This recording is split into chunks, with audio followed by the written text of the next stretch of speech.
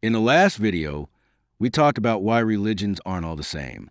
Different views of God, different ideas of truth, different paths to healing, different sources of authority. But once you really see those differences, a more personal question shows up. Not which religion is right, but why do you believe? Most people think they know the answer, but the first answer is almost never the real one. So let's slow this down. Why do you believe? Maybe your first answer is because it's true. Okay, let's stay with that. Why does truth matter to you? Because maybe truth gives your life meaning. Why do you need your life to mean something? Because the idea that life is random feels unsettling. Why does randomness bother you? Because if life is random, then pain doesn't have a reason. Why do you need pain to have a reason? Because otherwise it feels powerless, uncontained, unfair.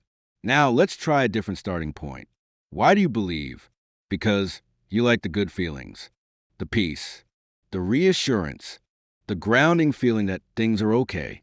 Why do those good feelings matter so much? Because they calm something inside you. Why does that calm matter? Because without it, your nervous system never really rests. Why do you need belief to regulate that feeling? Because belief is always available. You can access it internally, even when people aren't reliable. Why does it matter that it's internal?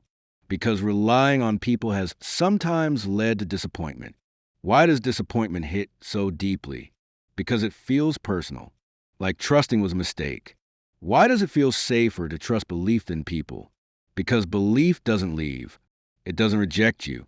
It doesn't change its tone. Why does consistency matter this much to you?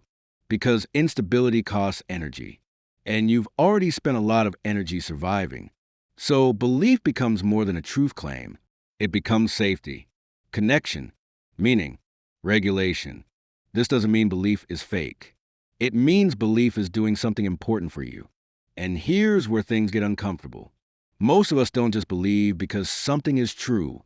We believe because it helps us function, because it gives pain a container, because it gives chaos a frame, because it gives loneliness a sense of presence. So ask yourself this, honestly. If belief stopped giving you good feelings, what would you be afraid of losing?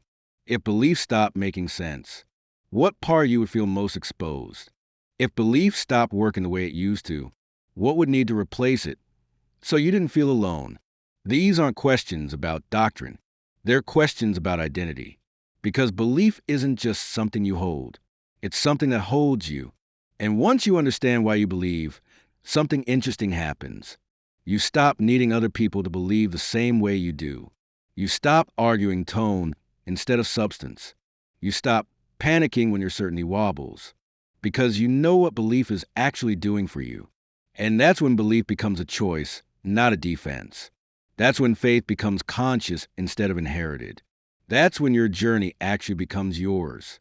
If you like these conversations because they help you understand more about your beliefs, follow this channel to have more real, honest conversations. And in the comments, answer this honestly. Why do you believe?